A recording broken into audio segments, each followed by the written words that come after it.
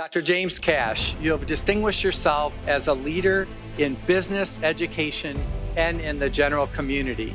You broke barriers as the first Black student athlete at TCU, the first Black basketball player in the Southwest Conference, and the first Black faculty member to receive tenure in the Harvard Business School. Through your courage and determination, you've used these experiences and perspectives to move every institution you're associated with, especially TCU. Count down to 5, everybody, all right?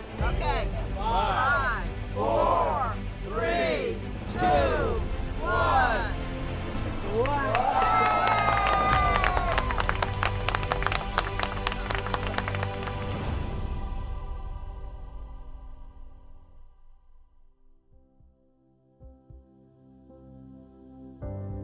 I entered TCU in 1965, which was the height of the civil rights revolution.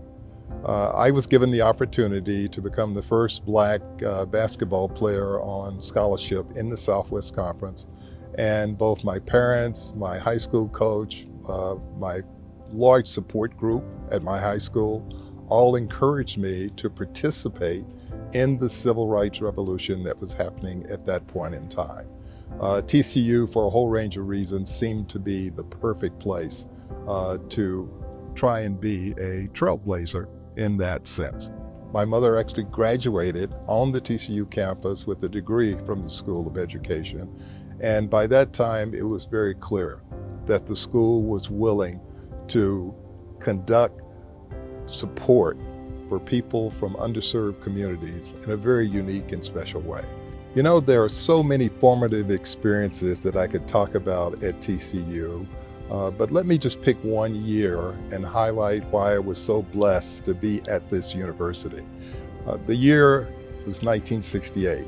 The 67-68 TCU Horned Frog basketball team, in fact, won the Southwest Conference. And so in March of '68, one of the highlights of my life was being carried off the floor in Waco after we defeated Baylor and won the Southwest Conference.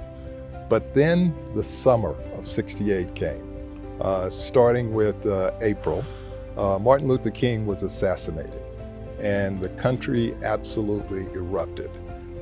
Later that year, Bobby Kennedy was assassinated. In October of 1968, there was a demonstration at the Olympics.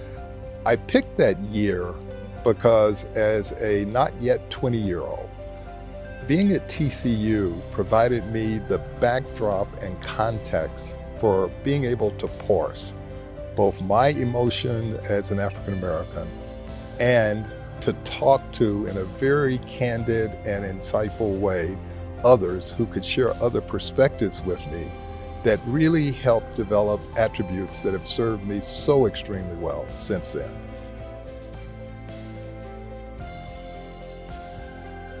One of the basketball coaches basically went to my teammates, I didn't know about this at the time, and said, you know, as freshmen, you have to live two in a dorm room. Someone is going to have to room with Cash, who was willing to do it, because whoever was going to room with me was going to be in the bullseye for people who didn't think integration was the right thing to do. And there were plenty of people who thought it was God's will for the races to be segregated. There's a guy by the name of Bill Swanson, who raised his hand and said, Coach, I'll room with him, but I could go one by one to all of my teammates who were amazingly receptive. And I don't know what their thoughts were before they got exposed to me, but as we grew together from our freshman year, by the time I graduated, I have that group to this day as my best set of friends. We just feel like a special connection that was born in that period and was nurtured by the environment and culture around TCU.